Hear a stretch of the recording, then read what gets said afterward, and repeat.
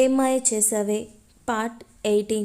ఆ సౌండ్కి నిద్రలో ఉన్న అన్వి ఉలిక్కిపడి లేచి ఏడవడం చూసి బిగిసిగిపోయిన దవడ కండరాలను వదిలిచేసి వింధ్యను కోపంగా చూస్తూ తన బిడ్డను దగ్గరకు తీసుకొని సారీ చెప్పి పాపతో కాసేపు కబుర్లు చెప్పి మామూలు చేసి వైశాలి గారి దగ్గరకు పంపించి ఇంకా అక్కడే ఉన్న వింధ్యను కోపంగా చూస్తూ don't you dare to talk like that again అని అరిచి విసురుగా వాష్రూమ్లోకి వెళ్ళిపోయాడు ఆదిత్ ప్రవర్తించిన తీరుకు పిసిరంతైనా బాధగా అనిపించలేదు వింధ్యకు. కానీ ఆమె బాధంతా ఆదిత్ మనసు ఇప్పటికీ తనతోనే ముడిపడి ఉంది అని అతని కళ్ళు మాటలు చెప్తుంటే తన మీద తానే కోప్పడుతూ అసలు ప్రేమ అంటూ అంత దూరం నుండి నేనే నీ వెంట పడకుండా ఉండుంటే ఈరోజు నీ జీవితంలో నాకు ఎలాంటి స్థానం ఉండేది కాదు. అది నువ్వు కూడా ఎప్పటిలాగా హ్యాపీగా జాలీగా అందరితో కలిసి నీ లైఫ్లోకి వచ్చిన వేరే అమ్మాయితో సంతోషంగా ఉండేవాడివి.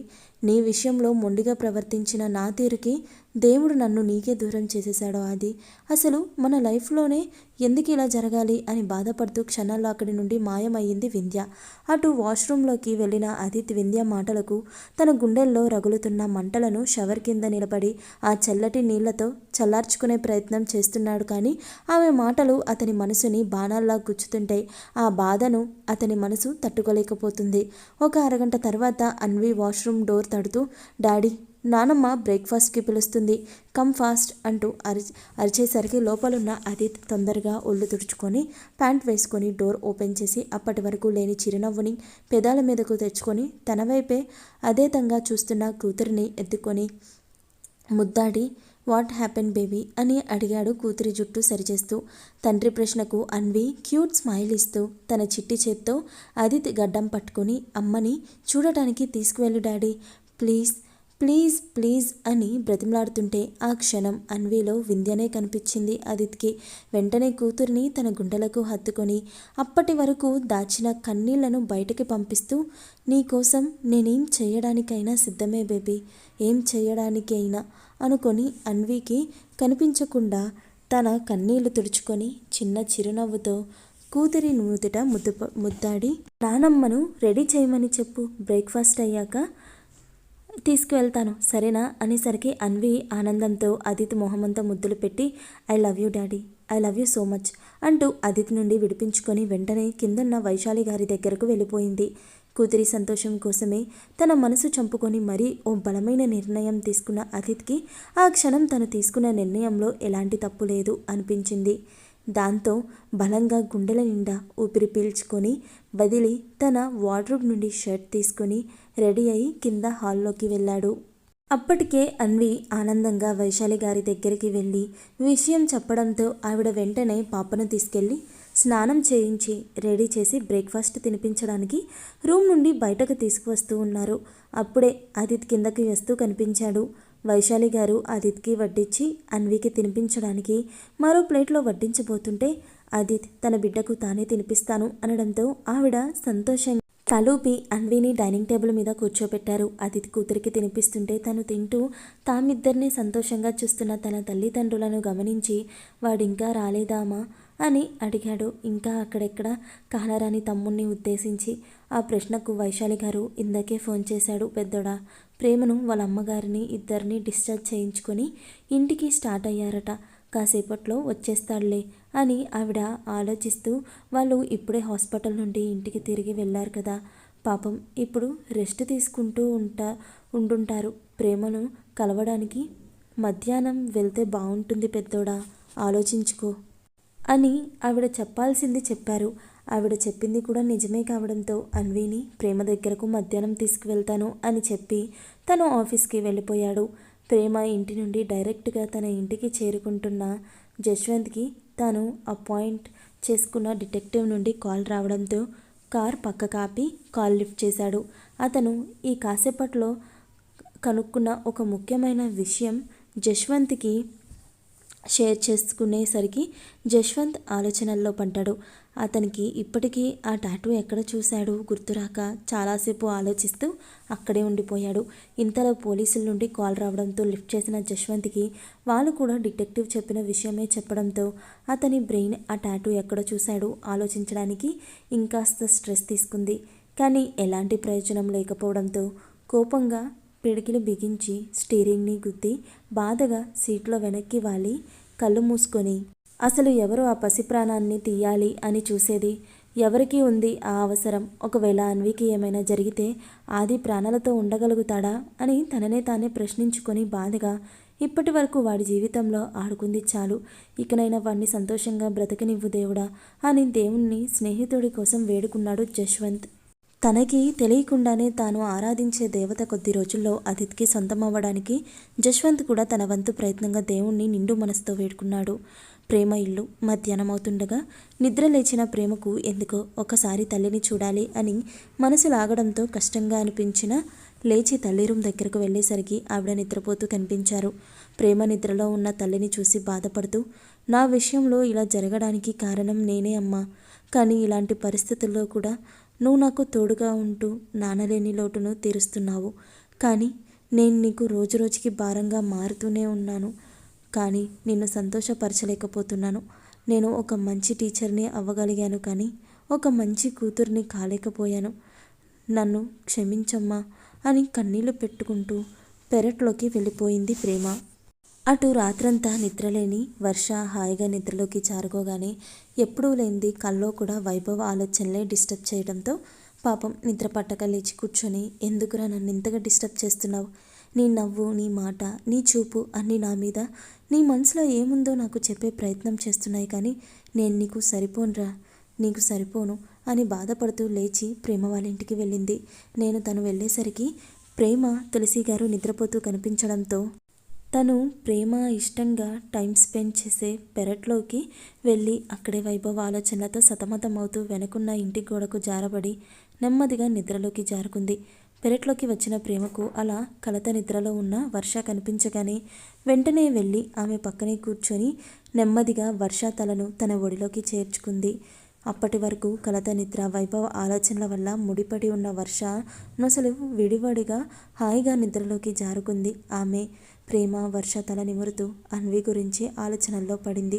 నిజానికి ప్రేమ మనసు అన్విని చూడడానికి చాలా ఆరాటపడుతుంది, కానీ ఆ విషయం ఎవరితోనూ చెప్పలేని పరిస్థితి ఆమెది. ఇప్పుడు ఆమె మనసు, మెదడు కూడా అన్నిటికన్నా ముఖ్యంగా అన్విని చూడటానికి ఆరాటపడుతుంది. అందుకే నిద్ర మధ్యలోనే లేచి కూర్చొని ఆ బాధను ఎవరితోనూ షేర్ చేసుకోలేక బాధపడుతూ ఉంది. కారణం, నిన్న తను స్పృహలోకి వచ్చినప్పుడు తను అన్వి గురించి అడిగితే అందరూ తడబడుతూ ఉండడం ప్రేమ దృష్టి దాటిపోలేదు. ప్రేమకు ఆ క్షణమే అర్థమైంది, ఆదిత్ అన్విని కావాలనే అక్కడ నుండి ఇంటికి తీసుకువెళ్ళిపోయి ఉంటాడు అని. కానీ అతని బాధలో కూడా న్యాయం ఉంది కదా అని తనకి తాను సర్ది చెప్పుకొని భారంగా మారిన మనసు వర్ష తల నిమురుతూ తను కూడా వెనక గోడకు జారిపడి నెమ్మదిగా నిద్రలోకి జారుకుంది. ప్రేమ ఇంటి నుండి బయలుదేరిన వైభవ్ డ్రైవింగ్ చేస్తూ, నీ మనసులో కూడా నా మీద ఫీలింగ్స్ స్టార్ట్ అయినట్టున్నాయి వర్ష. నా చూపులతో కలవడానికి ఇబ్బంది పడే నీ తడబాటే దానికి సాక్ష్యం. కానీ అన్నయ్య జీవితం మళ్ళీ గాడిలో పడే వరకు నా జీవితం గురించి ఆలోచించే ప్రయత్నం నేను చేయలేను. ముందు అన్నయ్యకి ప్రేమ గారికి పెళ్లి జరగాలి. అన్నయ్య మనస్ఫూర్తిగా ప్రేమ గారిని తన భార్యగా అంగీకరించాలి. వాళ్ళిద్దరూ కలిసి అన్వితో హ్యాపీగా ఉండాలి. అప్పుడు కానీ నేను నా కోసం, నాకు తెలియకుండా నాలోనే నిండిన నీ కోసం ఆలోచించలేను అనుకున్నాడు. వైభవ్ ఇంటికి చేరుకోగానే ముందుగా ఫ్రెష్ అయ్యి తనకి తినే ఓపిక లేక రాత్రంతా నిద్ర లేకపోవడంతో సరాసరి బెడ్ ఎక్కబోతుంటే బాబా బ్రేక్ఫాస్ట్ అంటూ వచ్చింది బుల్లి అన్వి. ఆ బుజ్జిదాన్ని మాటలకి వైభవ్ చిన్న చిరునవ్వుతో అన్విని ఎత్తుకొని బెడ్ మీద కూర్చొని, ఇంత క్యూట్గా రెడీ అయ్యింది నా బంగారు తల్లి, ఎక్కడికి వెళ్తుంది అని అడిగాడు ప్రిన్సెస్లా ఉన్న కూతురిని చూసి మురిసిపోతూ. ఆ ప్రశ్నకు అన్వి మెరిసే కళ్ళతో వైభవ్ మెడ చుట్టూ చేతులు వేసి చాలా సంతోషంగా, డాడీ అమ్మ దగ్గరికి తీసుకెళ్తానన్నాడు బాబా అని చెప్పింది. ఆ మాటలకి వైభవ్ సంతోషంగా కూతురిని గట్టిగా తన గుండెలకు హత్తుకొని, నిజంగా మీ నాన్న జీవితాన్ని దారిలో పెట్టేది నువ్వేరా బంగారు, ఐ లవ్ యూ అనుకుంటూ సంతోషంలో ఊగిపోతుంటే బుల్లి అన్వి వైభవ్ నుండి విడిపించుకొని తన డ్రెస్ని చూసుకొని అలకగా మొహం పెట్టి, డాడ్ బాబా నా డ్రెస్ అంతా పాడు చేసేసావు.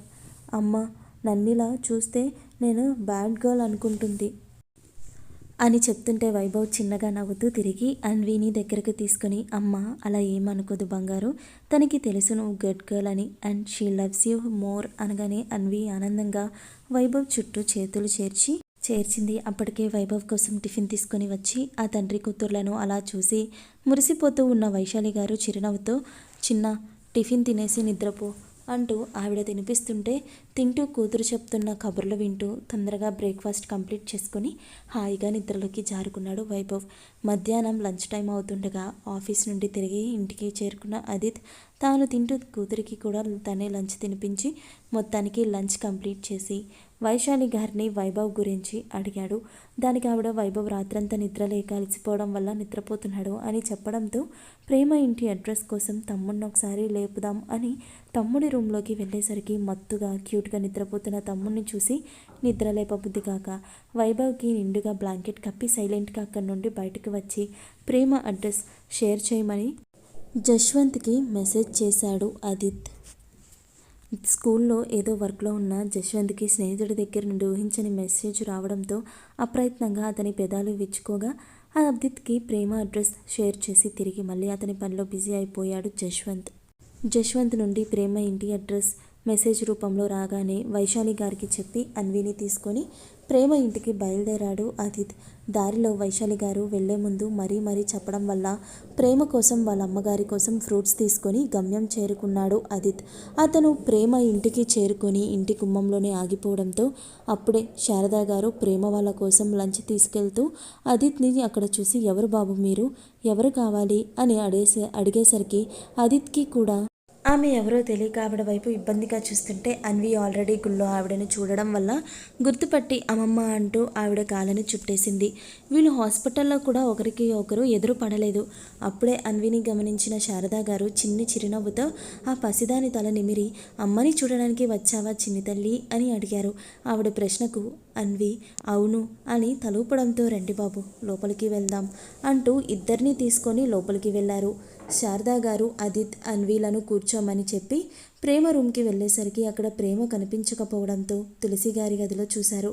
అక్కడ తులసి గారు ఇంకా నిద్రపోతూ కనిపించేసరికి ప్రేమ వర్ష ఖచ్చితంగా పెరట్లో ఉంటారు అని తెలిసిన శారదా గారు బాబు ప్రేమ పెరట్లో ఉంది వెళ్ళండి అని చెప్పడంతో అన్వి వెంటనే ఆవిడ చూపించిన వైపు పరుగు పెట్టింది. పెరట్లోకి వెళ్ళిన అన్వికి ఇంటి గోడకు జారిపడి నిద్రపోతూ ప్రేమ ఆమె ఒడిలో హాయిగా సేద తీరుతూ వర్ష కనిపించేసరికి అలా చాలా సమయం తర్వాత ప్రేమను చూడడంతో ఆ ఎగ్జైట్మెంట్తో అమ్మ అంటూ పరుగున వెళ్ళి ప్రేమ మెడ చుట్టి చేతులు బిగించింది. అన్వి పిలుపుకి ఉలిక్కిపడి నిద్రలేచిన ప్రేమకు నిజంగా అన్విని చూసేసరికి ఒక్కసారిగా ఆమె కళ్ళల్లో నీళ్లు తిరిగాయి. వెంటనే అన్విని తన గుండెలకు హత్తుకొని ఎలా ఉన్నావు బంగారం అని పూర్తిగా మొహమంతా ముద్దులు పెట్టి ప్రేమ చూపిస్తున్న తల్లి ప్రేమకు అన్వి చిన్ని మనసు ఉక్కిరిబిక్కిరి అయిపోయింది. ఇంతలో వీళ్ళ అలికిడికి కష్టంగా నిద్రలేచిన వర్ష కళ్ళు తెరుస్తూ తనకి అతి చేరువలో ఉన్న అన్విని చూసి హే చిన్న టపాకాయ్ నువ్వు ఇప్పుడొచ్చావు, ఎవరు తీసుకొచ్చారు నిన్ను అంటూ ప్రేమవడిలో నుండి వీళ్ళకి కాస్త దూరంలో ఆమె చూపు మరలేసరికి వీళ్ళ వైపే సీరియస్గా చూస్తున్న అదితి కనిపించడంతో అతని చూపులో సీరియస్నెస్ వర్ష ఒక్కసారిగా ఉలికిపడి లేచి కూర్చుంది.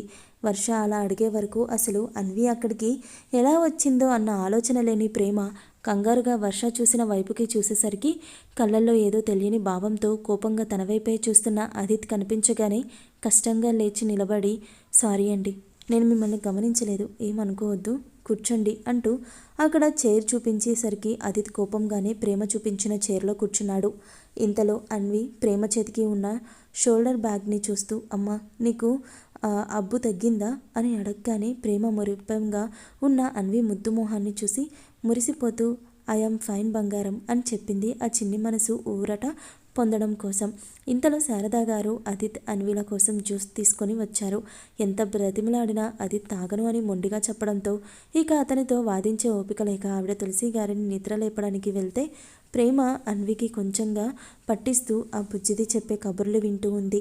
కాసేపటికి ఇక ఉండడానికి అప్పటి వరకు ఆపుకున్న విసుగు ఇక క్షణం కూడా అదిత్ని అక్కడ నిలవనీయకుండా చేస్తుంటే బేబీ కమ్ అని బేస్ వాయిస్తో అరిచినట్టే చెప్పి క్షణాల్లో అక్కడి నుండి బయటకు వెళ్ళిపోయిన తండ్రిని చూసి ఆ పసి మనసు బాధపడుతుంటే ప్రేమ అన్విని అలా చూడలేక నేను తొందరగా స్కూల్కి వచ్చేస్తాను డాడీని ఇబ్బంది పెట్టకు బంగారం అని అన్వికి నచ్చజెప్పి పాపను తీసుకొని బయటకు వెళ్ళింది ప్రేమ. ఆమె వెనకే వర్ష వెళ్ళింది. ప్రేమ బయటకు రావడం గమనించిన అదిత్ ఆమె బాగున్న భుజం ఉన్న అన్విని తీసుకొని కనీసం వెళ్ళొస్తాను అన్న మాట కూడా చెప్పకుండా క్షణాల్లో కార్ స్టార్ట్ చేసుకొని ముందుకు దూసుకొని వెళ్ళిపోయాడు ఆదిత్. అతని ప్రవర్తనకి ప్రేమ ఒక నిట్టూర్పు విడిచి పక్కకి తిరిగేసరికి తన వైపే నోరు తెరిచి చూస్తున్న వర్షను చూసి ఏమైందే, ఎందుకు అలా చూస్తున్నావు అని అడిగింది ఆమె చూపుకి అర్థం తెలియక. అయితే ఆ ప్రశ్నకు వర్ష కాస్త షాక్ నుండి తేరుకొని, ఏంటే అతను మరీ అలా ఉన్నాడు, అయినా ఈ అన్నదమ్ముళ్ళకు అసలు పోలికే లేదు. అన్న అగ్నిపర్వతం అయితే తమ్ముడు మంచు పర్వతం, ఇద్దరూ ఆపోజిట్ పోల్స్లా ఉన్నారు కదా అనగానే ప్రేమ వర్షను అనుమానంగా చూస్తూ, ఇంత తక్కువ టైంలో ఇద్దరిని బాగానే అనలైజ్ చేశావే అనడంతో వర్ష తడబడుతూ, అది అమ్మ పిలుస్తుంది పద అంటూ పరుగున లోపలికి వెళ్ళిపోయింది. వర్ష తడబాటుకి ప్రేమ పెదాలపై చిన్న చిరునవ్వు. అలాగే అన్విని చూసిన ఆనందంలో కడుపులో పిచ్చాకలి మొదలవ్వడంతో వెంటనే తను కూడా లోపలికి వెళ్ళిపోయింది. అప్పటికే అన్వి వచ్చింది అని తెలిసి తులసి గారు ఆమె మనసులో ఉన్న బాధను బయటపెట్టలేక శారద గారిని భోజనం తన గదికే తీసుకొని రమ్మని ఏదో తిన్నాను అనిపించేసి అక్కడే కూర్చొని ఆలోచనల్లో పడ్డారు. ప్రేమ మాత్రం వర్షకు తనకు వడ్డించుకొని ఇష్టంగా తినడం మొదలుపెట్టింది. స్నేహితులిద్దరూ కబుర్లో చెప్పుకుంటూ భోజనం తినడం పూర్తి చేశారు. అప్పటి నుండి వర్ష ఫ్యామిలీ ప్రేమ తులసి గారి పట్ల చూపిస్తున్న కేర్ వల్ల వారం రోజులకు తులసి గారు పూర్తిగా కోలుకుంటే ప్రేమ గాయం ఇంకా మానకపోవడంతో ఆమె మాత్రం ఇంకా తన పనులు తాను చేసుకోవడానికి కాస్త ఇబ్బంది పడుతూనే ఉండేది. ఈ వారం రోజుల్లో వైశాలి గారు, చంద్రశేఖర్ గారు, వైభవ్, అన్వి, జశ్వంతులు 4-5 సార్లు వచ్చి వాళ్ళను పరామర్శించి వెళ్ళారు. కానీ ఆదిత్ మళ్ళీ ఆ ఇంట్లో అడుగు పెట్టిందే లేదు. వర్ష కూడా స్కూల్కి వెళ్ళి తిరిగి వచ్చాక నైట్ వరకు ప్రేమతోనే టైం స్పెండ్ చేస్తూ ఆమెకు బోర్ కొట్టకుండా ఉండేలా చూసుకుంటూ ఉంది.